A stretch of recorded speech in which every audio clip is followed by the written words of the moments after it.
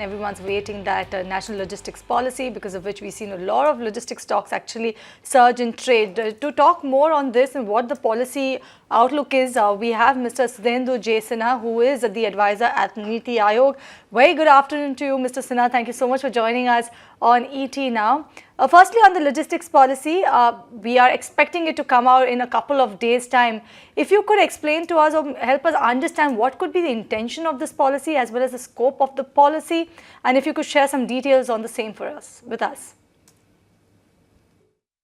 This national logistic policy that is likely to be announced soon. Now, this is one of the initiatives, one of the major initiatives of the government towards infrastructure and logistic in a kind of focus. The idea is very clear. The idea is that we must be able to reduce our logistic cost, and thereby we should make the Indian products globally competitive. So that is what the focus of this logistic policy is. So all the warehousing, transport, cold storage, all those things have been focused into it, so that what do we do? How there should be what platforms, what structure, processes, and initiatives should be taken so that the cost of logistics, the cost which is incurred on this area, the logistic area, other than the manufacturing and the production process, so that is reduced. Now, in India, our logistic cost is somewhere close to 13% of our GDP. So whatever product is there, the cost is 13% is incurred on the 13% of that is incurred on the logistic.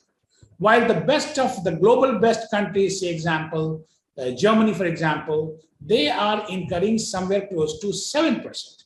Now, this particular gap between 7% and 13%, this 6%, 7% gap is what causing problem for us. How to bridge this gap, how to reduce this gap, that is the focus of this logistic policy.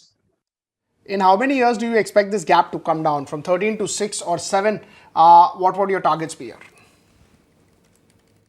Now, you see, that is a very, very aspirational thing to come to 7%, 6%, yes. But as far as the impact is concerned, if I might say, that the way the things have been created, you would like to see its impact, we will start seeing its impact within a year or so.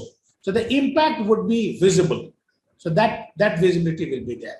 Impact with respect to reducing the cost of logistics, thereby making our goods internationally competitive. And what is the grand aim? The grand aim is that we want to be manufacturing hub of the world, especially in the sunrise areas. But to be manufacturing hub of the world, you have to be qualitatively the best of its class, and at the same time, you have to be price-wise, cost-wise, very, very competitive. Then only you will be able to push through in the international market. Now, as I said in the beginning, that there are two principal components to it. One is the cost of manufacturing, and second is, of course, the logistic cost. We are focusing through this policy on the logistic cost, how to reduce it. So the impact should be visible within a year or so.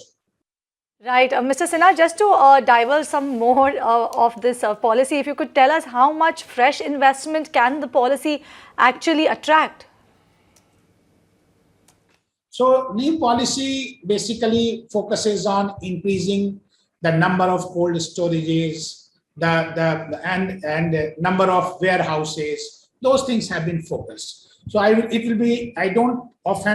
recollect that what exact amount would be coming in, but definitely that would be a phenomenal amount. In addition to that, it is also needed that all these, these small little points, all of them should be aggregated on one soft platform, whereby the visibility should be there. So suppose I'm a businessman and I'm making a thing move from point A to point B, I should be able to know what all transport options, what are warehouses in between, what are the logistics, what are the points, what are the multiple points where I should be able to kind of store them. All those facilities are available.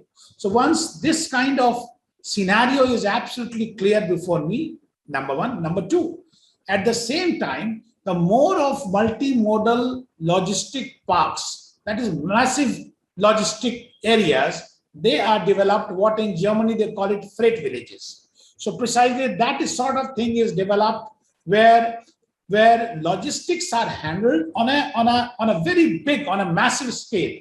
At the same time, multimodal, multiple transport options are also available, so that a businessman take a call that how should we moving his things from point A to point B. So all this thing is going to create the impact. Yes, and this would require phenomenal amount of investment that would be coming in primarily from private sector in through this logistic.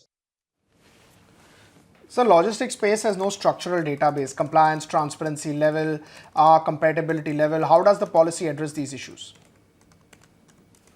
So policy has focus on that area also, that how to increase, number one, digital governance, number two, how to reduce the compliance burden. So by increasing digital governance, you reach to a level of transparency.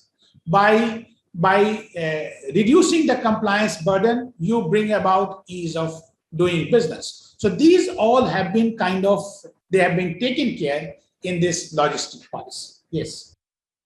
On road infra front, which is one of the most important aspects on logistics. However, of late, the awarding by NHAI and the road ministry has been a bit sluggish. How do you see this actually picking up going forward and its impact on the logistics sector as a whole? So you rightly said that road infra, because of its character, that it is able to connect to, it has got the connectivity of that end mile or the last mile connectivity is available. So that is why this is very significant. I must compliment the entire road sector is doing phenomenal. You are aware that what a daily pace of implementation construction is going on. Now, as far as these awards are concerned, the focus is very clear. The focus is that as far as possible, we should be trying to pull off a particular road project through the PPP route. Because if you recollect, then one of the three big visions of the current year's budget is that we should be able to create a virtuous cycle with the help of private investment as well as public capital investment. So moving in that direction, the first approach is always try to find out if a particular project is doable in terms of PPP. So in that case, you have to structure the contract accordingly. You have to identify the viability gap funding. You have to do a lot of stakeholder consultation to find whether it is doable, it is not doable. Only when one is not able to take it through that PPP route, then the EPC and other options are open. So I would say rather that NHAI, Ministry of Road Transport, they are doing a lot of due diligence in trying to identify, trying to kind of freeze whether a particular project should be first initiated on the PPP route, and if it is not available, then only it can be shifted with the complete government expenditure. So that is what the reason could be. All right. Thank you, Mr. Sinha. We'll leave it there. Thank you so much for joining us on the show, giving us slice of what exactly the logistics policy will entail and what does it mean for the sector as a whole. That was Mr. Sinha from Niti Aayog.